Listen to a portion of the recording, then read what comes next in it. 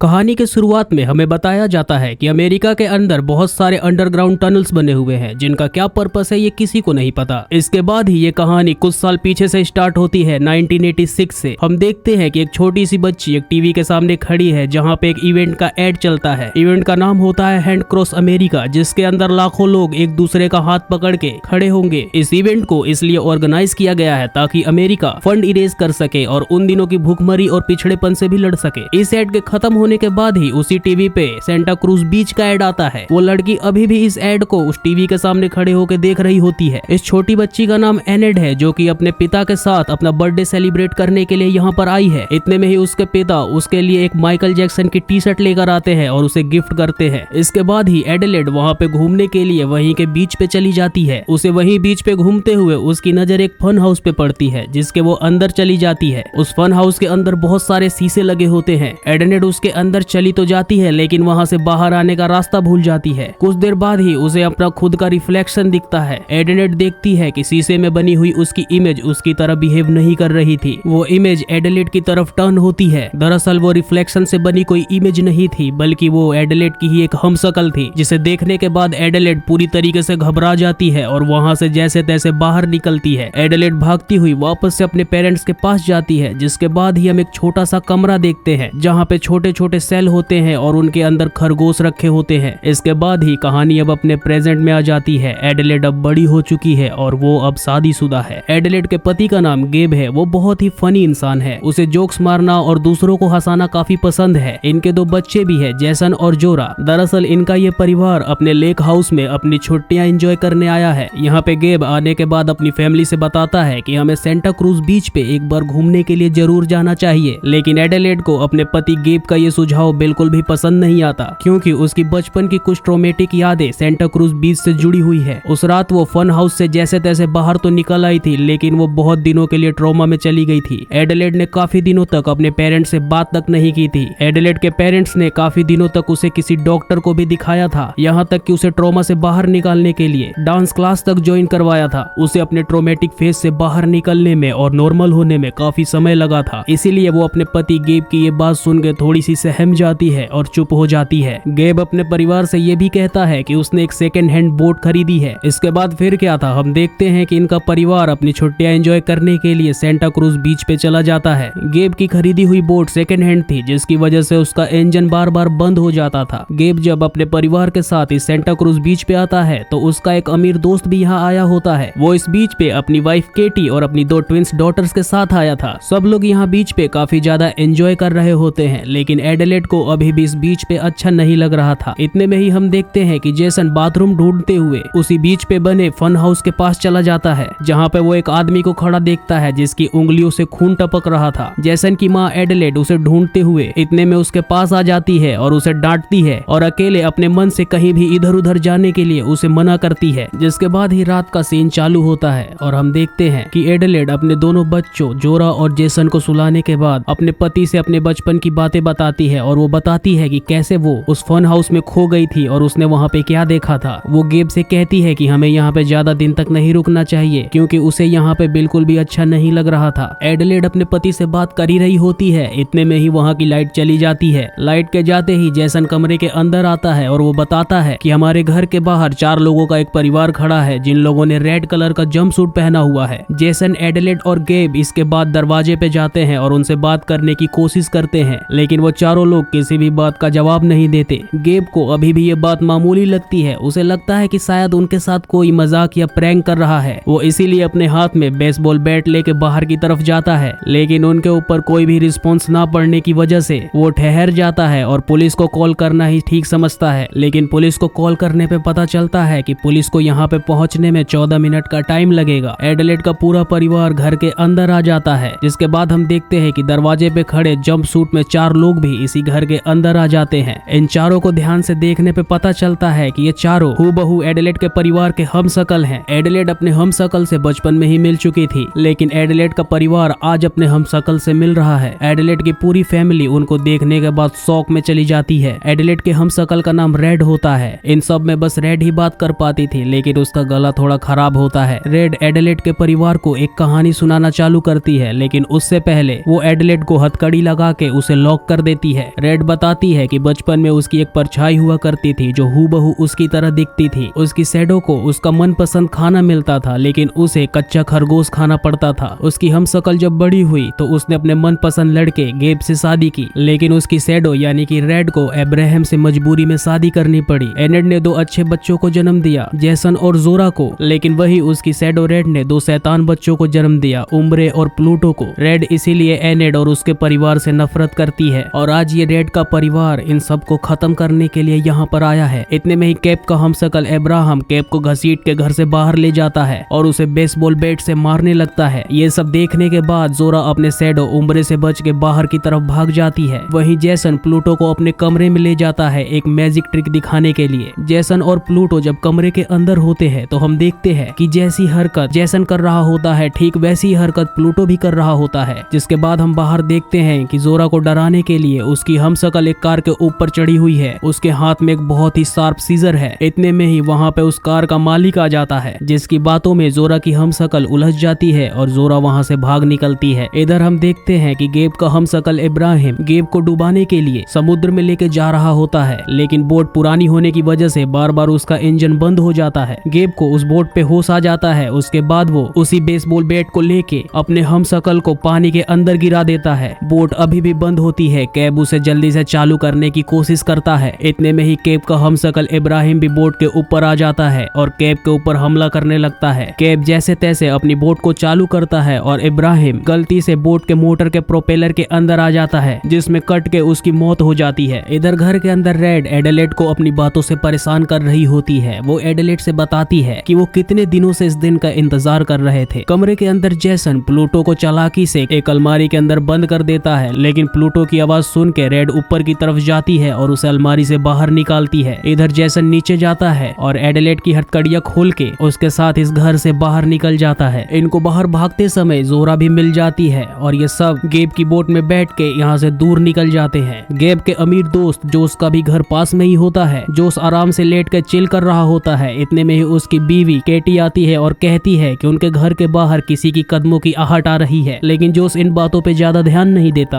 और कुछ देर बाद उसकी ट्विंस डॉटर्स भी आके उससे यही बात कहती है, लेकिन इतने में ही उनकी हमशक्ल्स आके उन्हें पीछे से मार देती है। यहाँ पे जोस के परिवार के हमशक्ल्स भी जोस के परिवार पे अटैक कर देते हैं और उन्हें मार डालते हैं। जब एनेट अपने बच्चों के साथ यहाँ पे पहुँचती है तो उसे पता चलता है कि यहाँ पे जोस का परिवार नहीं बल्कि जोस के परिवार के हमशक्ल्स का कब्जा हो चुका है। वो एडेलेड को पकड़ के घर के अंदर खींच लेते हैं और जोस का हमशक्ल गेब के पीछे पड़ जाता है। जिसके बाद जेसन और जोरा ये डिसाइड करते हैं कि वो मिलके अपनी मदर को बचाएंगे और वो घर के अंदर चले जाते हैं। जोरा घर के अंदर जाने के बाद उन दोनों ट्विंस के हमशक्ल्स को जान से मार देती है और इधर गेब जोस के हमशक्ल को जोस के बड़े से बोट में ले जाता है और वहाँ ले जाकर उसे खत्म कर देता है। अब बस किटी की शैडो ही बची होती है जो कि एडिलेड पे हमला कर रही होती है और इतने में ही पीछे से जेसन आता है और उसके सर पे जोर से ट्रॉफी दे मारता है, जिससे उसकी मौत हो जाती है। अब ये परिवार चैन की सांस लेता है और साथ ही पुलिस को भी कॉल करता है, लेकिन पुलिस की सारी लाइन बिजी जा रही होती है। वो टीवी ऑन करते हैं और न्यूज देखते हैं। उनको पता चलता है ये सब पूरे शहर में हो रहा था। पूरे शहर के लोगों के ऊपर उनके हमशक्ल्स अटैक कर रहे थे। ये जितने भी हमशक्ल्स थे सब ने रेड कलर का जंपसूट पहन रखा था और ये सब शहर के नीचे से यानी कि सीवर लाइन के थ्रू ऊपर आ रहे थे। ये सब लोगों को मार के उनकी लाइफ जीना चाहते थे। एडिलेड कहती है कि हमें इस पूरे शहर को छोड़ देना चाहिए और हमें यहाँ से मैक्सिको चले जाना चाहिए। अब ये परिवार यहाँ से बाहर निकलने की सोचता है और चाबी लेने के लिए घर के अंदर जाते हैं। जब एडिलेड घर के अंदर जाती है तो उसके ऊपर एक हमशक्ल अटैक कर देती है जो कि जिंदा बच गई थी। एडिलेड उस हमशक्ल के हाथ से उस हथियार को छीन के उसी के ऊपर स्टैब करके उसको मार डालती है। जोरा अब कार को स्टार्ट करती है। कार के स्टार्ट होते ही जैसे ही कार की हेडलाइट ऑन होती है तो वो देखती है कि उम्रा उसके कार के सामने खड़ी है। जोरा कार को स्टार्ट करके फुल स्पीड में उम्रा की तरफ ले जाती है, लेकिन उम्रा जंप करके कार के ऊपर चली जाती है। जोरा अभी भी कार को तेज दौड़ा रही होती है और एकदम से ब्रेक लगा देती है, जिससे उम्रा कार से उड़ती हुई जाके दूर जंगल के अंदर गिरती है। जिसके बाद एडिलेड जाके देखती है कि उम्रा एक पेड़ से लटकी हुई थी और वहीं पे उम्रा की मौत हो जाती है। इसके बाद ये परिवार इस कार में बैठ के निकल जाता है। रात भर इस कार को ड्राइव करते हैं और ये एक शहर में जाके पहुंचते हैं। ये इस शहर के अंदर आने के बाद देखते हैं कि यहाँ पे काफी सारे लोग अपने ही शैडोज के हाथों मर चुके हैं। इतने में ही इनके सामने आके प्लूटो खड़ा हो जाता है। एडिलेड कार से निकल के अपने हाथ में रॉड लेके उसके पास जाती है, लेकिन वो उसको मार नहीं पाती। दरअसल दरअसल कार के नीचे बहुत सारा पेट्रोल पड़ा था और प्लूटो इस पूरी कार को ही उड़ाना चाहता था, जिसे जैसन देख लेता है और वो कार से उतरता है। वो प्लूटो की तरफ देख के अपने हाथों को फैला के पीछे की तरफ जाने लगता है। प्लूटो जैसन को देख के जैसन को कॉपी करने लगता है और वो भी पीछे की तरफ बढ़ने लगता है और पीछे एक जलती हुई कार में जाके मर जाता है। लेकिन ये सब एक ट्रैप होता है। पीछे से रेड आती है और जैसन को उठा के वहाँ से भाग जाती है। एडिलेड समझ जाती है कि रेड जैसन को लेके आखिरकार कहाँ गई होगी। वो सेंटा क्रूज बीच की तरफ बढ़ने लगती है। वहाँ पे जाने के बाद वो देखती है कि काफी सारे शैडोज एक दूसरे का हाथ पकड़ के वहाँ समुद्र में खड़े हैं और वो लाइन वहीं से स्टार्ट होती थी जहाँ पे वो छोटा सा फन हाउस था। ये वही फन हाउस था जहाँ पे एडिलेड बचपन में खो गई थी। आखिरकार ना चाहते हुए भी एडिलेड वापस से उसी मिरर हाउस के अंदर जाती है। अंदर जाने के बाद उसे एक सीक्रेट दरवाजा मिलता है, जिसे खोलने के बाद वो बेसमेंट के अंदर जाती है। वो काफी सारी सीढ़ियों से नीचे उतरती है, जिसके बाद वो एक बेसमेंट फैसिलिटी में पहुंच जाती है जहाँ पे इधर उधर बहुत सारे खरगोश घूम रहे होते हैं। यहाँ पे हमें बहुत सारे कमरे दिखाई देते हैं और ये वही कमरे थे जिनमें से एक हमें मूवी की शुरुआत में दिखाया गया था। इन्हीं कमरों के अंदर रैबिट्स का सेल था, लेकिन अब वो सेल खाली पड़े थे और सारे रैबिट बाहर आजाद घूम रहे थे।